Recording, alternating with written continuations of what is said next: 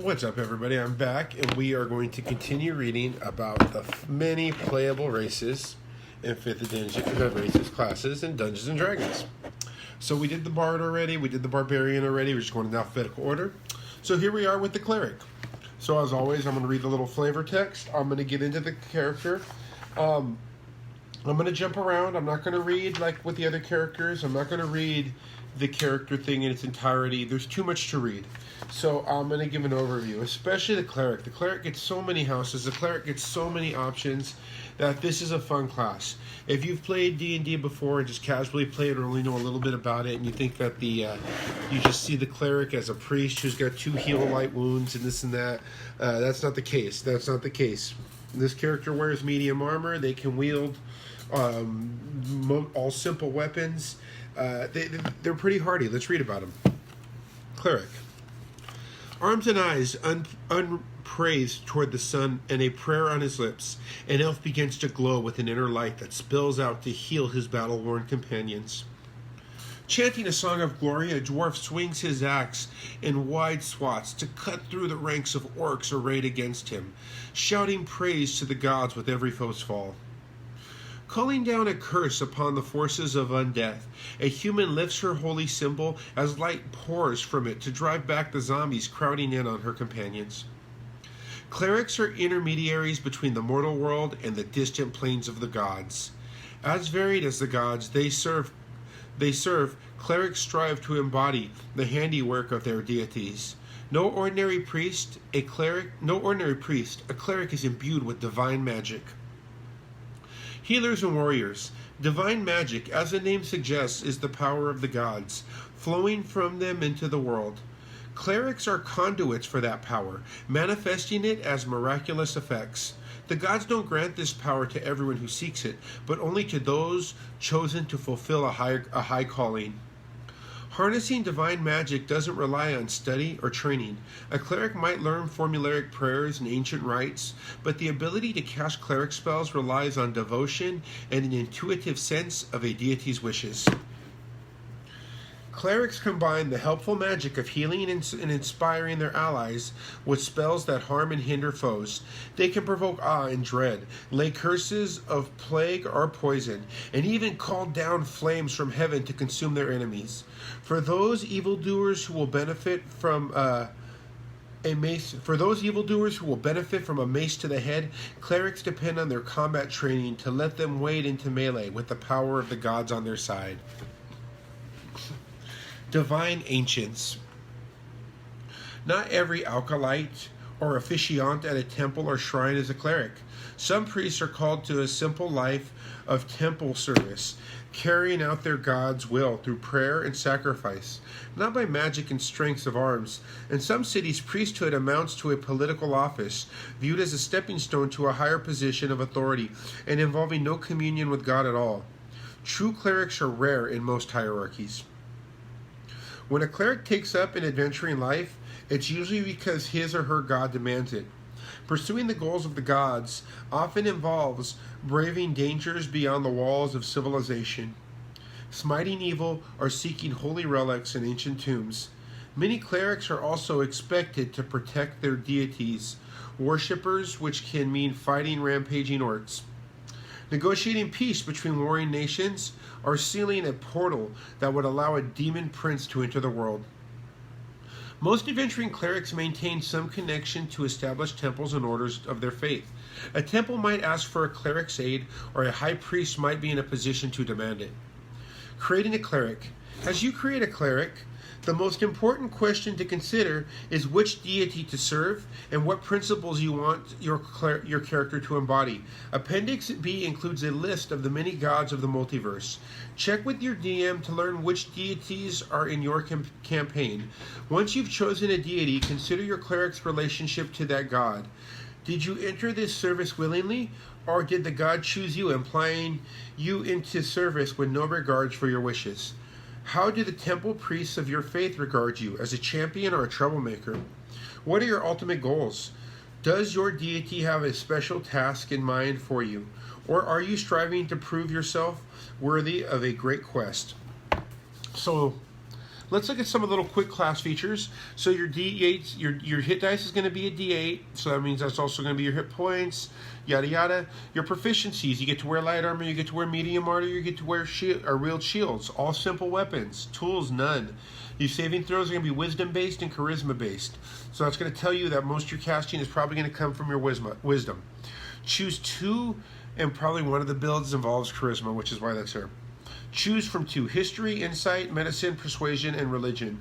Religion is going to be a big one based on how you want to play your character. You might ask, how can I be a cleric who's supposed to be devout for God but doesn't know anything about religion?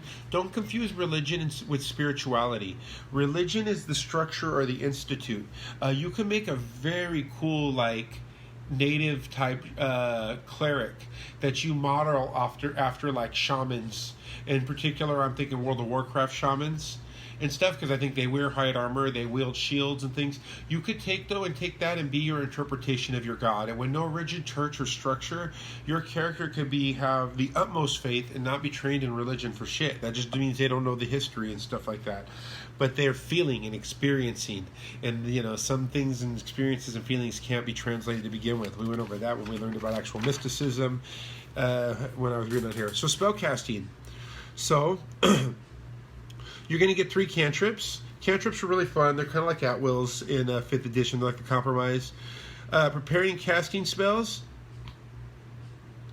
You prepare a list of spells that are available, choosing. So when you do, you choose them. So like old school stuff, you're going to have to pick your spells you're going to have to pick your spells the night before. No? Are available cast. Choose clerics. No, it doesn't matter. You just choose them like normal. You can change your list of perspective whenever you finish a rest, yes. So your spell list does change whenever you finish a rest. So you are kind of locked into them. Yes, your spell casting is your wisdom. So check it out. You get to pick a domain when you get to level 3 or 2. I think it's level 2. The domain's going to play a big part. I'm going to actually read from the book. Choose one domain related to your deity: knowledge, life, light, nature, tempest, trickery, or war. Each domain is detailed at the end of the class description, and each one provides examples of gods associated with it. Your choice grants you domain spells and other features when you choose it. Oh, at first level, so you're going to get your domain right away. I'm sorry. That's actually a plus. A lot of other characters don't really get to pick their feature or their identity until about 3rd level. The rogue's not going to pick his specialization. The ranger's not going to pick their specialization. The monk's not going to pick which way he's going to follow. So that's cool that they get them at level 1. It also grants you additional ways to use Channel Divinity when you gain this feature at the 2nd level. So you're going to gain Channel Divinity at 2nd level, and you go, okay, and additional benefits for what? So domain spells. Each domain has a list of spells. It's domain spells that you gain at the cleric levels noted in the domain description. Once you gain a domain spell, you always have it prepared, and it doesn't count against the number of spells you can prepare each day. If you have a domain spell that doesn't appear on your clerical spell list, the spell is nonetheless a clerical spell for you. So you're going to get Channel Divinity. When you do that, it's going to grant additional effects to spells. I don't want to read it all. You're going to get Classic Turn the Undead. This is for all clerics before you pick stuff. When you get to a higher level, 5th level, you just start destroying the undead because you have powers over that. So then when you're going to pick your domains. Now, I'm going to just go over them real briefly and read maybe the first few sentences. The knowledge domain. I can read little paragraphs about each one, I think. The knowledge domain. The gods of knowledge, including Ogma, Bokab, Gillian, Arion, and Thoth, value learning and understanding above all. Some teach that knowledge is to be gathered and shared in libraries and universities, or promote the practical knowledge of craft and invention. Some deities hoard knowledge and keep its secrets to themselves, and some promise their followers that they will gain tremendous power if they unlock the secrets of the multiverse. Followers of these gods study esoteric lore, collect old tombs, delve into the secret places of the earth, and learn all they can. Some gods of knowledge promote the practical knowledge of craft and invention, including smith deities like Nand, Rirox, Anatar, Moradan, Hephaestus, and Gabenu. So that's that. And so that's the knowledge domain. You're going to get a bunch of shit that pertains to giving you more knowledge skills. You'll get spells, command, and identify. If you were to now say pick the life domain, the life domain focuses on the vibrant positive energy, one of the fundamental forces of the universe that sustain life. The The gods of life promote vitality and health through healing the sick and the wounded, caring for those in need, driving away forces of death and undead. Almost any non-evil deity can claim influence over this domain, particularly agricultural deities such as Shantute, Arawa, and Demeter. Sun gods such as Lathandar, Pelor, and Ryo-Harakati. Gods of healing or endurance such as Ilmatar, Mishakal, Apollo, and Dienchent, and gods of home and community such as Hestia, Hathor, and Boldria. So of course you're going to get, if you pick the life domain, you're going to get blessed, you're going to get cure light wounds, you're going to get, when you heal people, they're going to get an additional +2 hit points. The life domain is where you're going to go if you want to be that healer, that cleric that's a healer. The nature domain, actually the light domain's next. Nature domain's fun. Gods of light, including Helm, Lathandar, Pelotos, Brachala, and Silverflame, Benelis, Apollo, and Ryo-Harakati, promote the ideals of rebirth and renewal, truth, vigilance, and beauty, often using the symbol of the sun. Some of these gods are portrayed as the sun itself or as a charioteer who guides the sun across the sky. Others are tireless sentinels whose eyes pierce over every shadow and see through every deception. Some are deities of beauty and artistry and teach that art is a vehicle for the soul's improvement. Clerics of gods of light are enlightened souls infused with radiance and the power of their gods' discerning vision, charged with chasing away lies and burning away darkness. So you're going to get the spells Burning Hands and Fairy Fire. It sounds like what it is. It's a very kind of righteous, you get Warding Flare at level 1. This is your you burning the evil away kind of cleric and stuff like that. And let me see. I believe all clerics get cure light wounds and all that noise. Oh, maybe they don't. Maybe they don't. You're going to have to pick your spells with that. You have the options too, I think, but you're going to have to pick that. Okay. The nature domain. Nature domain's cool. This one is, you could, like I say, very much build maybe like a World of Warcraft, like cleric. I think you could do that. I mean, shaman, but call it a cleric. I think you could do that with the nature domain and the light domain as well. You could really do it with any one if you're creative. But the nature domain, I think, goes really well with it. This is for those of you that want to be a druid, but don't necessarily want to be a druid, but you kind of like that flavor and all that. So the nature domain. Gods of nature are as varied as the natural world itself. From inscrutable gods of the deep forest, such as Sylvanus, Obadahi, Chisvel, Balinor, and Pan, to friendly deities associated with particular springs and groves, such as Eldath. Druids revere nature as a whole and might serve one of these deities, practicing mysterious rites and reciting all but forgotten prayers in their own secret tongue. But many of these gods have clerics as well, champions who take a more active role in advancing the interests of a particular nature god. These clerics might hunt the evil monstrosities that despoil the woodlands, blessing the harvest of the faithful, or wither the crops of those who anger their gods. So your first 2 spells you're going to get with when you pick the nature domain is Animal Friendship and Speak with Animals. So right away, animals are going to be your homies. You're going to get proficiency, with one of the following skills: animal handling, nature, or survival. So you could really, like I say, be a different type of animal person with this one. I feel like the hunter ranger, you're setting yourself up to be like a Craven the Hunter type of wild person.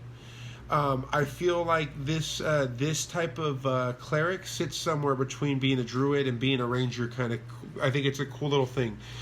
You get heavy armor as this type of domain. So let's go to the Tempest domain. Gods whose portfolio include the Tempest domain include Talos, Umberli, Cord, Zebon, the Devourer, Zeus, and Thor, govern storms, sea, and sky. They include gods of lightning and thunder, gods of earthquakes, some fire gods, and certain gods of violence, physical strength, and courage. In some pantheons, a god of this domain rules over other deities and is known for swift justice delivered by thunderbolts. In the pantheon of seafaring people, gods of this domain are ocean deities and the patrons of sailors, tempest gods, the patrons of sailors. Tempest gods send their clerics to inspire fear in the common folks, either to keep those folks on the path of righteousness or to encourage them to offer sacrifices to appropriation to ward off the divine wrath. So you're going to get Fog Cloud and Thunder Wave. At first level, you gain proficiency in martial weapons. You're just kind of a fear-mongering cleric with this. It's pretty cool. Your channel divinity is going to give you wield the power of the storm with unchecked ferocity. When you roll lightning or thunder damage, you can use divinity to deal max damage instead of rolling. This one very much is. It's funny I brought up the World of Warcraft Shaman. This is very much one of the, I forget exactly which build it is because it's been years since I played WoW, but this is exactly one of those builds. And you shoot your chain lightning, and I can already see where it's adding extra effects to it. Okay, so then you get the Trickery Domain. The Trickery Domain, I think, is... No, we have two more domains. The Trickery Domain and the War Domain. The Trickery Domain, gods of trickery such as Tamaro, Beshaba, Oledamara, and Traveler, Garo, Glittergold, and Loki are mischief makers and instigators who stand as a constant challenge to accept the order among both gods and mortals. They are patrons of thieves, scoundrels, gamblers, rebels, and liberators. Their clerics are a disruptive force in the world, puncturing pride, mocking tyrants, stealing from the rich, freeing captives, and flouting hollow traditions. They prefer subterfuge, pranks, deception, and theft rather than direct confrontation. Well, except for that direct confrontation part, I think that this cleric sounds like one of the most fun ones to play within a party. To be the righteous, the lawful, the chaotic good righteous guy that destabilizes stuff that way. So right away, your spells you're going to get: Charm Person and Disguise Self. Starting at first level, you can use your action to touch a willing creature other than yourself to give it advantage on dexterity checks. The Blessing Laugh, so you can bless your homies like that. You're going to get Channel Divinity to create an illusionary duplicate of yourself at second level. So you start duplicating yourself and creating this illusion. That sounds fun. The War Domain is straightforward. Anyone who played 4th edition, I think the War Domain you're going to find has a lot in common with your War Priest. War has many manifestations. It can make heroes of ordinary people. It can be desperate and horrific, and acts of cruelty and cowardice, eclipsing instances of excellence and courage. In either case, the gods of war watch over warriors and reward them for their great deeds. The clerics of such gods excel in battle, inspiring others to fight the good fight or offering acts of violence as prayers. Gods of war include champions of honor and chivalry, such as Torm, Hieronis, and Kiriajolith, as well as gods of destruction and pillage, such as Eurythonal and the Fury, Grumsh, and Ares, and gods of conquest and domination, such as Bane, Hextor, and Maglobiat. Other war gods, such as Tempest, Nike, and Nudia, take a more neutral stance, promoting war in all its manifestations and supporting warriors in circumstances. So you're going to get Divine Favor and Shield of Faith. First level, you're going to gain proficiency with martial weapons and heavy armor. Ultimately, you have proficiency with all weapons. At that point, you're wearing all armors, given what you already start with as proficiencies. War Priest, it says in the text. From first level, your god delivers bolts of inspiration to you while engaged in battle. When you use the attack action, you make one weapon attack as a bonus action. So you're coming in swinging twice already. The monk's got to wait till the second level to get that, which when we get to the monk, which is what I want to play. That's why I say everybody does what the monk does, but they do it better, and they kind of do it sooner. Or when you can use this feature a number of times equal to your wisdom modifier. You regain okay, but you can only spend that. Okay, so I see it's not going to be free like the monks though, over and over. So you're going to be able to channel divinity to strike with superior accuracy. So when you make an attack roll, you use your channel divinity to gain plus 10 bonus to the roll. So this guy is going to buff all types of damage to himself, to his party.